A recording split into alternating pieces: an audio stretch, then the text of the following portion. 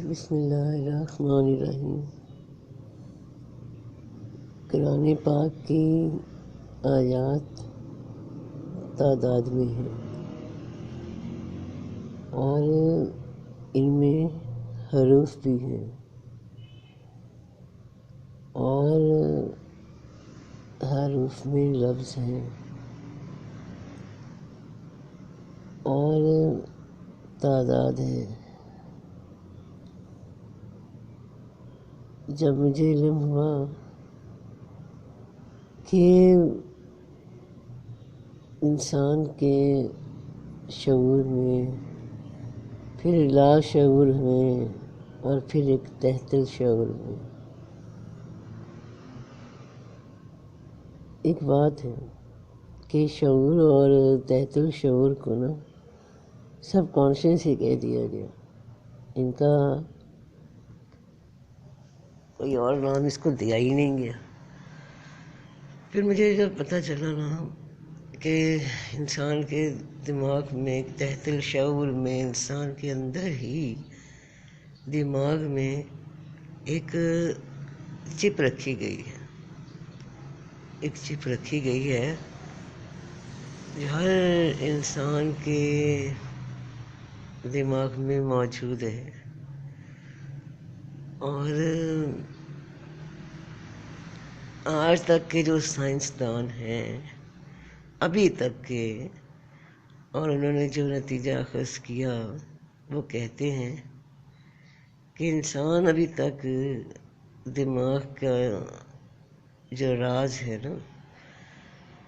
یا دماغ کا جو استعمال ہے وہ صرف 15% کر سکا ہے۔ اور قرآن سے بھی جو باتیں ثابت ہوتی جا رہی ہیں، سائنس جب کوئی نئی ترقی کرتی ہے، کوئی نئی شے سامنے آتی ہے، اور جب وہ سائنس کے یعنی کہ قرآن کی کسی آیت سے جا کے مل جاتی ہے وہ بات، تو ثابت ہوتا ہے قرآن کا ایک جو اصل حق ہے، ٹروتھ ہے۔ اور اگر ابھی وہ صرف 15% ہی سامنے آیا ہے تو ظاہر ہے 85% اور پڑا ہوا ہے، اور عجائبات سامنے قرآن کے آئیں گے، اور قرآن کی آیتوں میں ہی اس چپ کا راز ہے جو ہر انسان کو منتقل ہوئی۔ اس چپ میں وہ راز ہے، وہ اسم ہے، وہ نام ہے جو اللہ نے پہلے انسان میں رکھ دیے تھے اس کی تعمیر کے ساتھ، یعنی جب انہیں تخلیق کیا تھا تو ان میں وہ نام ان کے رکھ دیے گئے تھے، اور وہ اس جسم کے ساتھ ہی تھے کیونکہ اس جسم نے دنیا میں آنا تھا، دنیا میں رہنا تھا، اور اس علم کے ساتھ پھر وہ راز کھلنے تھے، ابھی اور کھلیں گے۔ تو وہ ہر انسان کو وہ منتقل ہوتا جا رہا ہے، ہر انسان کو منتقل ہوتا جا رہے ہیں، یہ وہ چپ ہر ایک کے دماغ میں ہے۔ لیکن جو زیادہ غور و فکر کرے اور زیادہ گہرائی میں جائے، جو اور اس کام پہ لگ جائے شوق کے ساتھ، ذوق کے ساتھ، اصول کے ساتھ، قانون کے ساتھ، محنت کے ساتھ، کہ ابھی مجھے اور کچھ پتہ چلنا ہے، اور بھی پتہ کرنا ہے کہ میرے اندر وہ علم کیا رکھا گیا تھا، اس علم کو کھوجنا ہے۔ اور پھر جیسے ہی ایک مثال ہے کہ نیا سے نیا ایپ آ جاتا ہے موبائل میں، یہ ایپ آ گیا، وہ ایپ آ گیا، کوئی یہ آ گئی چیز، وہ آ گئی، کوئی نیا سافٹ ویئر آ گیا، آتی جا رہی چیزیں نکلتی آ رہی ہیں۔ تو یہ کوئی نئی ایجاد نہیں ہے، یہ اندر سے ہی وہ ایجادیں نکل رہی ہیں۔ کبھی کوئی بہت بڑی ایجاد ہو جاتی ہے جو بہت زیادہ فائدہ دیتی ہے انسان کو، تو بس پھر سمجھ آ رہی ہے کہ یہ چپ ہے اس میں سب بند ہے۔ یہ قرآن کی جو آیات ہیں یہ بھی تعداد میں ہیں، یہ بھی نمبرز میں ہیں، ان کو ہی نکالتے نکالتے، ان کو ہی ڈیکوڈ کرتے کرتے کوڈ ہاتھ میں آتے جا رہے ہیں، راز کھلتے جا رہے ہیں، بات سمجھ آتی جا رہی ہے، اور باتیں کھلیں گی، اور باتیں کھلیں گی جو ہمارے اپنے ہی اندر موجود ہیں۔ اس چپ کے متعلق سے اللہ مدد کرے گا، اللہ ہی مدد کرے گا۔ قدم تو بڑھا دیا ہے، بات سمجھ میں آنے لگی ہے کہ ہاں بہت سی باتیں اب کھلنے والی ہیں، بہت سی باتیں پتہ چلنے والی ہیں۔ اب اس راستے پہ سفر ہے، قدم بڑھا دیا ہے، عمل بھی شروع کر دیا ہے۔ عمل کیا کیا ہے؟ عمل یہ کیا ہے کہ روزانہ ایک مخصوص وقت پہ توجہ شروع کی ہے، توجہ شروع کی ہے، ارتکاز توجہ، نگاہ کو ایک فوکس میں رکھنا شروع کر دیا ہے۔ اس فوکس پہ بس نگاہ کو رکھنا شروع کر دیا ہے۔ 1 گھنٹے کی مشق شروع کی ہے اور یہ کوشش شروع کر دی ہے کہ میری پلک نہ جھپکے اور توجہ اس طرف رہے، خیالات کا ہجوم کم ہو، میرے ہی خیالات کا ہجوم کم ہو، جو نئے خیالات آ رہے ہیں، جو جا رہے ہیں، یہ سب انسان کے اندر موجود ہے۔ اور جب توجہ اور نظر کسی بھی ایک نقطے پہ رکھ لو، بس اسے غور سے دیکھنا شروع کرو، آنکھوں پہ کسی قسم کا دباؤ نہیں ڈالتی، اسے دیکھتی رہتی ہوں خاموشی کے ساتھ، اور کوشش ہوتی ہے کہ زیادہ سے زیادہ وقت تک پلک نہ جھپکے۔ اس پریکٹس کا ٹائم سب سے بیسٹ یہی ہے کہ صبح سورج نکلنے سے پہلے کر لیا جائے، یعنی فجر سے بھی تھوڑا پہلے تہجد سے شروع کر دیں۔ کام تو یہ جنون کا ہے، جنون سے ہی پورا ہوگا، شوق کا ہے، شوق سے پورا ہوگا۔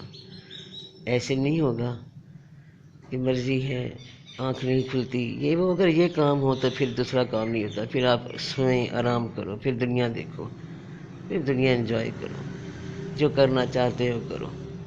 لیکن پھر طرف آنے کی کسی کو ضرورت نہیں کہ آنکھ کیسے کھلے گی، آنکھ کیسے کھلے گی، نیند نہیں۔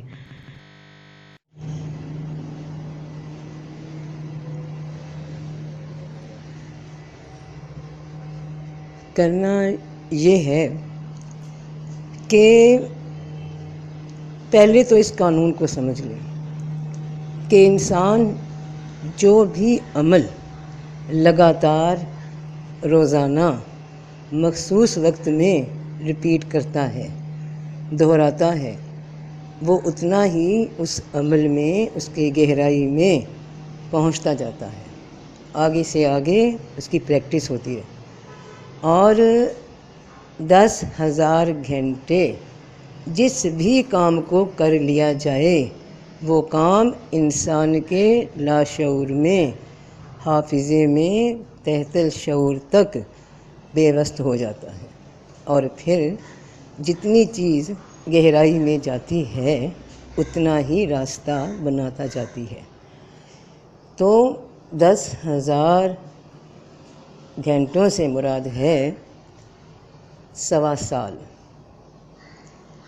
یعنی کسی بھی عمل کی آپ جتنی پریکٹس کر رہے ہیں، اگر 2 گھنٹے روزانہ کسی عمل کو کریں تو 10,000 گھنٹے 6 ماہ میں پورے ہو جاتے ہیں، اور 1.25 سال میں اگر روزانہ 1 گھنٹہ آپ کسی عمل کو دیں تو یہ 1.25 سال میں مکمل ہو جاتا ہے۔ جو بھی کام لگاتار کرتے رہو گے اس کا نتیجہ سامنے آتا جائے گا، تو اسے جاری رکھنا۔ میں نے جب اسے شروع کیا تو اس میں ایک کام ساتھ شامل کیا، میں نے کلام پاک اپنے سنا ساتھ۔ جب میں کسی چیز کو فوکس کرتی ہوں تو میرے کان میں آواز کلام پاک کی آ رہی ہوتی ہے۔